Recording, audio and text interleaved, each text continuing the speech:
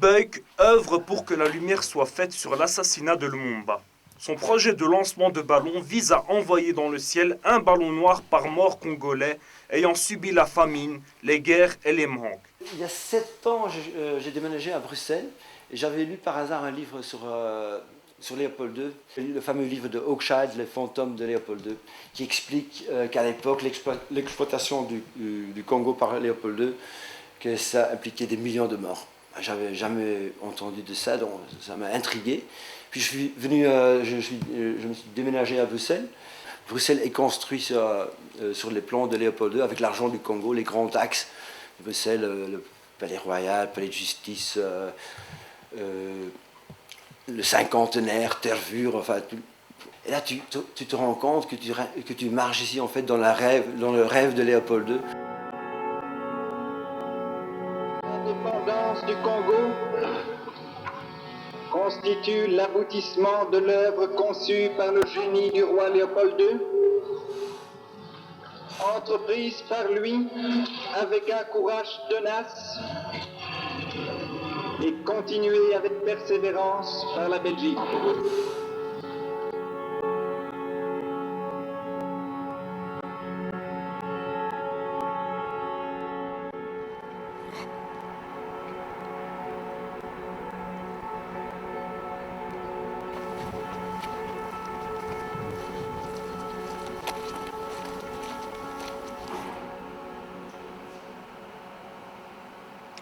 Étant moi-même issu d'un ancien pays colonisé, bien que ce soit dans un autre contexte géopolitique, je m'intéresse de près aux différentes indépendances qui ont secoué l'Afrique tout au long du XXe siècle et toute l'injustice qui en découla. Il y a de l'or congolais ici. Il y a de l'or congolais.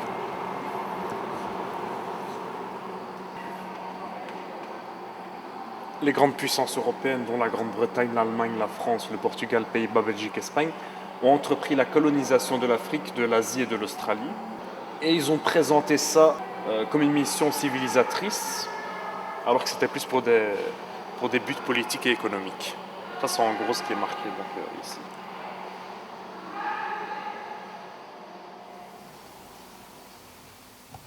Considérez-vous les indépendances africaines comme une réalité? Formellement, les États ont accédé à la souveraineté internationale en 1960, mais ce changement juridique ne signe pas la fin de la colonisation, c'est-à-dire d'une exploitation économique doublée d'une soumission à une autre culture. Et tu connais un peu du Congo en général? Pas grand-chose, mais je me suis un petit peu renseigné avant de venir ici. Surtout à propos de Lumumba. Je sais que Lumumba est assassiné, qu'ensuite Mobutu est arrivé au pouvoir. Et on a fait de Lumumba un communiste qui n'était pas du tout. Mais c'est comme maintenant, si on peut dire qu'il était terroriste, on peut t'éliminer. Là, à l'époque, c'était un communiste, alors on peut faire n'importe quoi. Autrement, le danger communiste va envahir toute l'Afrique, on doit l'arrêter. Et donc ça, c'est l'alibi qu'il utilisait pour défendre leur politique et installer Mobutu au pouvoir sans qu'ils avaient trop honte de le faire. C'était pour défendre contre le danger du communisme. Lumumba représente pour moi l'un des acteurs majeurs de l'indépendance ratée du Congo. Il remporta les élections de 1960. Son principal désir était de créer un Congo totalement indépendant, tant sur le plan territorial qu'économique. Donc là, on a une image du discours de Lumumba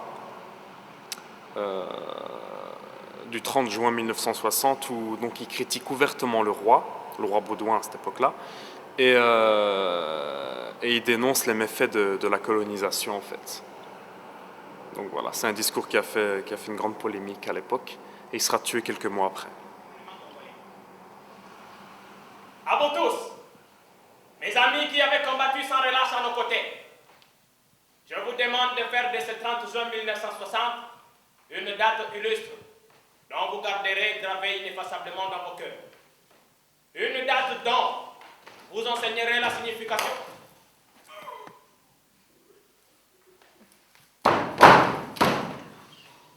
Une date dont vous enseignerez avec fierté la signification à vos enfants. Pour que ceux-ci, à leur tour, fassent connaître à leurs fils et à leurs petits-fils l'histoire glorieuse de notre lutte pour la liberté. Car cette indépendance du Congo, si elle est aujourd'hui proclamée,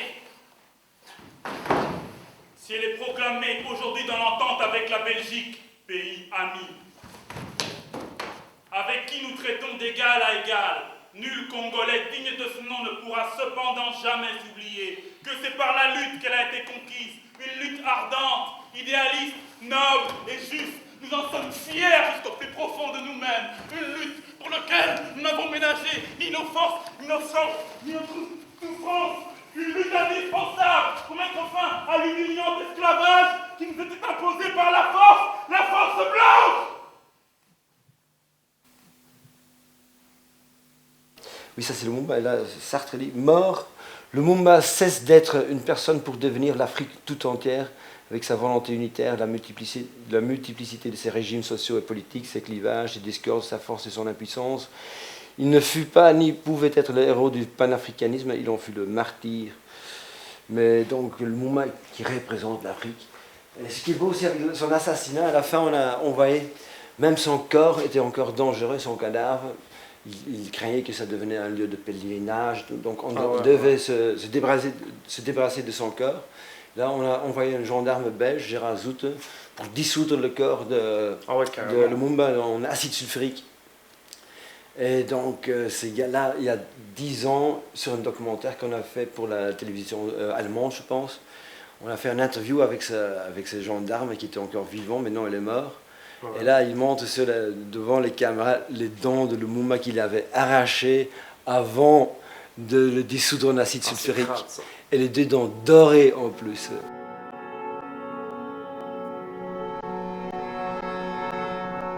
Les dents de Lumumba. Lumumba, le dieu des albinos, s'est placé sur ton cadavre comme sur une toilette.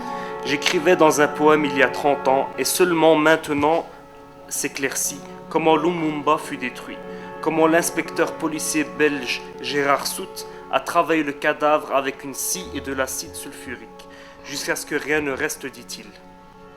Rien ne reste, il lui a arraché 2 canines dorées et les a gardées. Comme souvenir, dit-il, à son 80e anniversaire, il les a basculées dans la mer du Nord. Rien ne reste, Zoute, mercenaire boucher analphabète, pense aux argonautes qui voguaient sur la mer Méditerranée en quête de la toison d'or. Ils arrachaient les dents de la gueule du dragon et les semaient.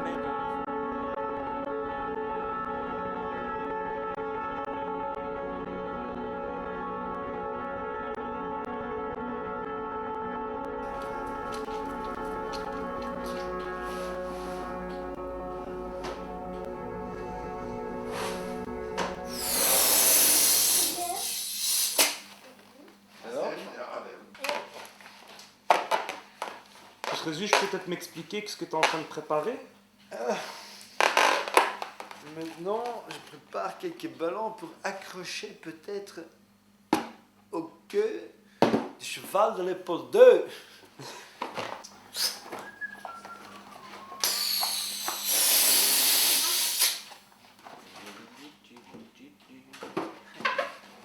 L'idée, c'est pour chaque mort au Congo, depuis l'assassinat de Lumumba, pour le 50e anniversaire, un ballon qui s'envole en l'air le 17 janvier 2011. Partout dans le monde, des gens qui laissent envoler un ballon en solidarité avec les morts au Congo. Un ballon pour une vie, disons. Mais ça fait... Enfin, j'aime bien l'idée de visualiser quelque chose qui est refoulé dans les médias et qui... Enfin, parfois, il y a un petit article qui fait mention de ça, mais jamais à la hauteur du drame qui se passe.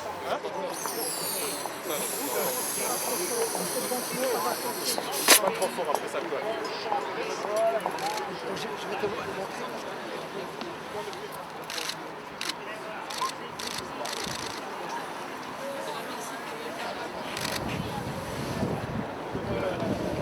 Donc, ici il y a tous il y a eu des enquêtes officielles de l'ONU, du Sénat américain et du Parlement belge. Et là, il y a beaucoup de documents qui sont rassemblés, il y a beaucoup de faits qui sont établis, mais dont on n'a jamais tiré les conséquences. Ah ouais. Jamais aucun suivi judiciaire à partir de... Et ces enquêtes, elles disent quoi? L'implication des autorités belges et américaines. Eisenhower lui-même a commandé l'assassinat de Lumumba, si ça c'est tout établi, mais jamais on n'a jamais eu de suivi.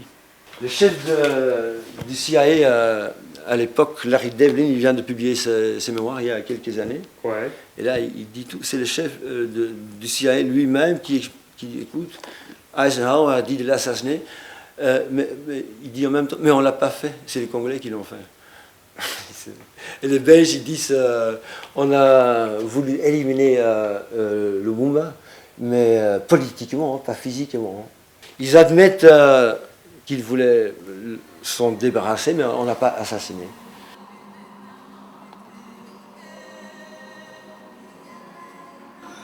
Donc nous allons montrer au monde ce que peut faire l'homme noir lorsqu'il travaille dans la liberté, et nous allons faire du Congo le centre des rayonnements de l'Afrique tout entière. Nous allons veiller à ce que les terres de notre patrie profonde profitent véritablement à ses enfants. Nous allons recevoir toutes les lois d'autrefois et en faire de nouvelles qui seront justes et nobles. C'était quoi ça? Ça, c'est la justice sociale selon Lumumba. Les festivités qu'on organise en Belgique, c'est pas pour démontrer comment on a traité Lumumba. C'est un peu en plus. Maintenant, c'est la démocratie qui est le mot d'ordre. Ouais. Et la Belgique qui vient là prêcher les bonnes règles de la démocratie, mais ils ont assassiné le Premier ministre élu démocratiquement. Ça, c'est vraiment pas les gens qui doivent donner des leçons en démocratie, je pense. On a fait donc le parcours historique donc, du début de la colonisation jusqu'à l'indépendance. On présente Lumumba comme l'un de ses principaux instigateurs, et ensuite on ne nous parle pas de ce qui s'est passé ensuite. L'assassinat en 1960 principalement. Et ça, je trouve que, étant donné qu'on sait que les autorités belges sont légèrement, même beaucoup, impliquées dans cet assassinat, on devrait quand même en parler ici au Musée national de l'Afrique, à Bruxelles. Donc voilà.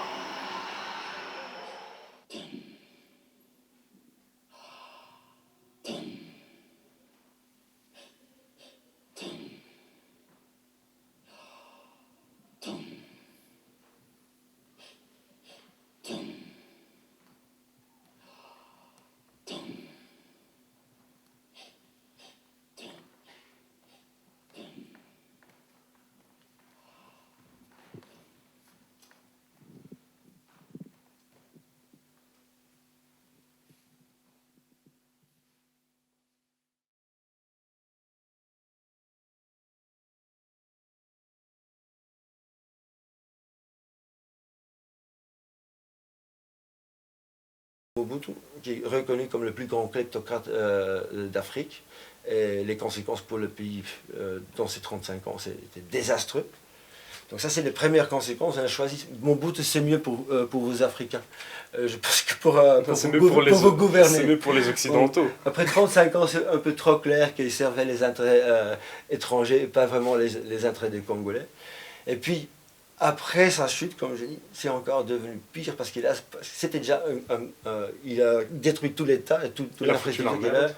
Et après, c'était vraiment l'implosion totale avec la fin de la guerre froide. Aucune limite. Maintenant, c'est les multinationaux qui peuvent faire leur jeu comme ils veulent. Et là, les 10 dernières années, comme on a dit, 6 millions de morts. Donc, ça, c'est tous des conséquences, en fait, Lumumba avait eu la chance de faire sa politique, qu'il n'est pas dirigé contre l'Ouest, il savait qu'on devait travailler ensemble, et c'était pas un communiste, c'était un libéral en première instance, au niveau de ses idées économiques, et donc pas radical du tout, pas question de nationaliser tout. Mais si on leur avait donné une chance, ça serait tout autrement. Mais...